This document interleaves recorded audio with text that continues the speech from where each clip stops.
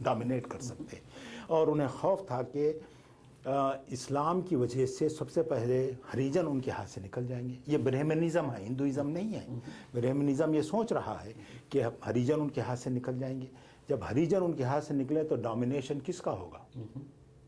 ہندو domination ختم ہو گیا. یعنی برہمن 15% سے کم ہیں. چھتری راج تو جو ہے برسوں ہوئے، راجپوتوں نے چھتری راج کو ختم کر دیا تھا. راجپوتانی بات، ان قبائل تھے راجپوت. آپ کی بات اپنے طور پہ فاروق صاحب بالکل بجا ہے. تو یہ ایک تصور موجود ہے کہ ہندوستان میں مسلمانوں کو الگ کر کے، دو قومی نظریے کے تحت الگ کر کے، ایک جغرافیائی اعتبار سے ایک ایسا دیا جائے جو ہندو جس کو ڈومینیٹ کرے، اس کے اندر اسٹرانگ حکومت ہندوؤں کی ہو. دیکھیے اس یہ میں ہے. اور یہ تصور کانگریس کے اندر ہندو مہاسبھا اور دوسرے RSS کے تصور کے ساتھ یہ کانگریس میں ایک گروپ اس کے اندر موجود تھا. اب یہ ہے کہ نہرو اس گروپ میں کھیل رہے ہیں، ان کے ہاتھوں میں کھلونا بن چکے ہیں، اور یہ چاہتے ہیں کہ ہندوستان ڈیوائیڈ ہو. اور نہیں اس پہ دیکھیں دو مختلف سوالات ہیں. Let's wait here. ایک تو پاکستان کے مشہور مورخ ہیں کے عزیز، انہوں نے کتاب لکھی ہے the ideas of Pakistan, plural ideas of Pakistan. انہوں نے کہا جی پاکستان کے کریٹ کیے جانے کا تصور جو ہے وہ کسی ایک شخص نے نہیں دیا. اس میں چودھری رحمت علی بھی شامل ہیں، اس میں ہندو دانشور بھی شامل ہیں، بہت سے لوگ شامل تھے، اور یہ راجپال بھی شامل تھے. تو مختلف پرپوزل آئی ہیں. تو یہ کوئی ایک آئیڈیا کسی ایک جگہ پہ نہیں، یہ ایک ہسٹوریکل کانٹیکسٹ میں جرمینیٹ ہوا ہے through many people creating that idea. لیکن ہم جو بات کرنا چاہ رہے ہیں وہ یہ ہے کہ آیا آپ جو ہیں وہ اس لحاظ سے نہیں کہ آپ ہندوستان کو ڈیوائیڈ کرنا چاہتے ہیں کہ نہیں کرنا چاہتے، آپ ہندوستانی ریاست کی تشکیل کن بنیادوں پہ چاہتے ہیں. اگر آپ فنڈامنٹلی ایک اسٹرانگ سینٹر کے حامی، ایک یونیٹرین سسٹم کے حامی ہیں، تو پھر اس فرقے کو آپ، اس گروپ کو آپ نکال دینا چاہیں گے جو اس کو لوز کرے گا، جو اس کو ویک بنائے گا. یہ سوال ہے. تو حمزہ الوی ان پہ فرقہ پرستی کا الزام نہیں لگا رہے، ان پہ اسٹرانگ سینٹر فالو کرنے کا الزام لگا رہے ہیں. ٹھیک ہے نا. چلیے خیر، اس بات کو ہم نے کر لیا.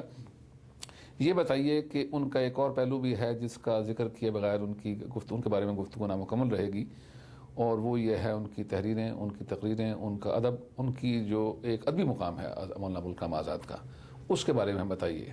جی مولانا، اس پہ میں سمجھتا ہوں ڈاکٹر غازی جو ہے بہت اچھی گفتگو کر سکتے ہیں، خاص طور پہ غبار خاطر وغیرہ پر اور ان کی نثر پر تذکرہ. لیکن میں چند چیزیں عرض کروں گا. مولانا آزاد نے اپنی ادبی زندگی کا آغاز جو ہے وہ شاعری سے کیا ہے، اور شاید بہت کم لوگ جانتے ہیں.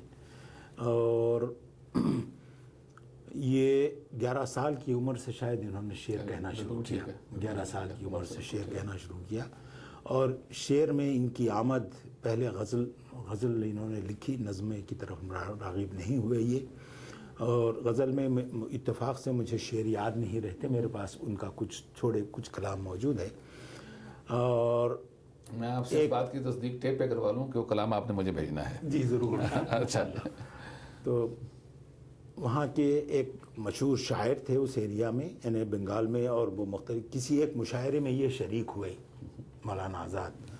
تو انہوں نے جب غزل پڑھی وہاں، تو وہ استاد شاعر کو اندازہ ہوا کہ یہ شعر اس شخص کے نہیں ہو سکتے.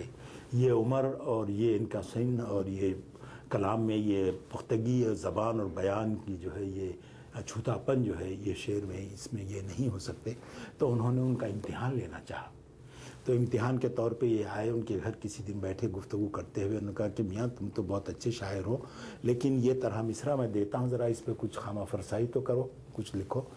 تو مولانا یہ استاد محترم یہ کہتے ہیں جو شاعر، مولانا نے 1-2 گھنٹے کے اندر اس میں 45 شعر انہوں نے لکھ دیے اسی بحر میں اور اسی زمین میں.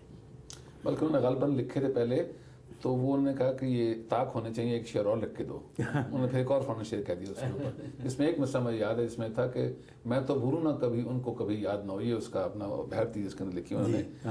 اور پھر جب مولانا شبلی نعمانی نے ان کو بلایا اپنا اسسٹنٹ ایڈیٹر بنانے کے لیے، تو انہوں نے پوچھا کہ آپ کے والد آپ کے ساتھ نہیں آئے؟ ہاں جی. تو پھر جب انہوں نے حمایت الاسلام کے اس میں 10 تقریر کی، تو لوگوں کو یقین نہیں آتا تھا کہ یہ 17 برس کا نوجوان جو ہے اس قسم میں تقریر کر سکتا ہے جس نے سارے ملک کو ہلا کے رکھ دیا. تو اسی لیے دوسرے دن ان کو یہ کہا گیا کہ دوسرے دن نیا موضوع ان کو دیا گیا، اور سیکنڈ ڈے پھر وہ دوبارہ تقریر کریں گے. اور وہ موضوع سیکنڈ ڈے ان کو اسی وقت دیا گیا، تقریر سے 1 گھنٹہ پہلے. وہ تقریر میں بھی ان کا امتحان لیا جاتا ہے. شاعری میں اور نثر دونوں میں ان کا امتحان لیا گیا، اور وہ ہر جگہ کامیاب رہے اور کامران رہے.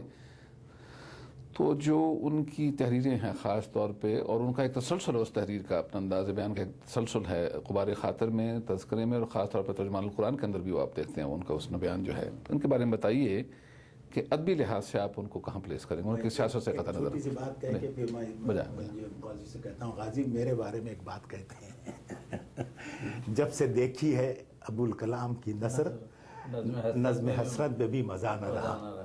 تو یہاں شکاگو میں مشاعرے کرتا ہوں، تو مشاعروں میں خطبہ استقبالیہ پڑھتا ہوں. صرف ایک ہی کام ہوتا ہے، مشاعرہ آرگنائزیشن، اس کے بعد خطبہ استقبالیہ. اس کی زبان جو ہے مولانا ابوالکلام آزاد کی زبان سے بہت قریب ہوتی ہے. تو یہ سمجھیے کہ ابوالکلام آزاد کی زبان کا میں زبردست عاشق ہوں، اور وہ زبان میں لکھ سکتا ہوں. جس کے یہ عاشق ہیں اس کے بارے میں، اس کے بارے میں آپ ان کی بتائیں. محبوبہ کے بارے میں بتائیں. نہیں، مولانا آزاد نے اپنا نیا جانرا، ویسے یہ ان تینوں میں فرق ہے. جو زبان ہے ترجمان القرآن کی، وہ علمی زبان ہے اور اشعار کا بہت کم استعمال ہے اس میں. اور لیکن اس میں جو محاورے کا استعمال ہے اور جو اس کے اندر امیجری ہے، امیجری ہے، فکر ہے، اور وہ اچھا جو تذکرہ ہے اس میں بھی جو ان کی ادبیت ہے، وہ طوالت ہے گفتگو کی، اور ایک تاریخی طرح کا ایک مسودہ ہے. لیکن ان کا اصل رنگ جو نکھرتا ہے یا تو ترجمان القرآن میں ہے، اور یا پھر غبار خاطر میں. کہ غبار خاطر میں انہوں نے بالکل انوینٹ کیا، جیسے اعجاز خسروی امیر خسرو نے کہا کہ بھائی کوئی قید سہرے سے بڑھ کر کوئی سہرا، غالب نے کہا. تو مولانا میں بھی کہ وہ ان کا کوئی سامنے وہی نہیں تھا، کیا کہتے ہیں، وہ انوینٹ کیا انہوں نے. صدیقہ مکرم مولانا، میں بتاؤں وہاں سے، مولانا حبیب الرحمن شیروانی صاحب جو کہ حبیب گنج کے نواب اور ان میں سے تھے جو وابستہ رہے مسلم یونیورسٹی کے قائم کرنے والوں میں، اس کے بعد اور حیدرآباد سے بڑا تعلق رہا، تو ان سے علمی تعلق تھا. اور حبیب الرحمن شیروانی مسلم لیگ میں تھے، ان کے صاحبزادے عبید الرحمن شیروانی مسلم لیگ میں تھے. لیکن مولانا آزاد سے ان کا علمی تعلق تھا اور سیاست کی کوئی گفتگو نہیں. تو مولانا آزاد کی جو عبقریت ہے اور اس میں جو مختلف خانے ہیں، تو وہ الگ الگ ہیں. اور اس خانے میں انہوں نے جو موضوع سخن بنایا صدیق مکرم، وہ حبیب الرحمن سے، اور غالباً انہیں بھیجنے نہیں تھے خط، گئے بھی نہیں. اور وہ اس میں بعض مختصر ہیں، بعض طویل ہیں، بعض وہاں کی رودات، چڑیا چڑے کی کہانی جو تو بھیجنے کے لیے لکھا نہیں تھا انہوں نے. ایک مخاطب کی ضرورت تھی ان کو، کسی کو مخاطب کرنا تھا، پھر وہ بیٹھ کے لکھا انہوں نے. تو وہ اس میں جو خوبصورتی ہے، الفاظ کا جو استعمال ہے، دل حکایت اور سے لبریز ہے، مگر کیا ہے قلم کو یا رائے سخن نہیں، کچھ ایسا. می بینمت ایانو دعا می فرستمت، اے قائے وز نظر کی شدی ہم نشین دل، می بینمت ایانو دعا می فرستمت. پھر اشعار جس انداز سے خوبصورتی سے انہوں نے اس میں لگائے ہیں، تو خالص ادبی چیز ہے. جو انہوں نے ادب جو ہے اپنا قاری صاحب اعلیٰ درجے پہ جا کے فلسفہ بن جاتا ہے. اور ہم دیکھتے ہیں کہ وہ ہر چیز جو ہے، معاف کیجیے، وہ چڑیا چڑی کہانی لکھ رہے ہوتے ہیں، یاد اس میں ایک چڑیا چڑی کہانی بھی ہے، اس کو بھی فلسافیکلی دیکھتے ہیں، لائف کی میٹافور کے دیکھتے ہیں. سڑک جو ان کو لے کے آتی ہے اسٹیشن سے جیل تک، تو وہ کہتے ہیں اس کا معاملہ بھی کچھ اسی قسم کا ہے. پھر وہ لکھتے ہیں ہاں یہ رہیش کست کج گشن ندارس باش کشت. تو ہر چیز سے وہ ایک لارجر فلسافیکل رول نکالتے ہیں. جمالیات ہے نا اس کے اندر، دیکھیے ادب جمالیات بھی اور فلسفہ بھی.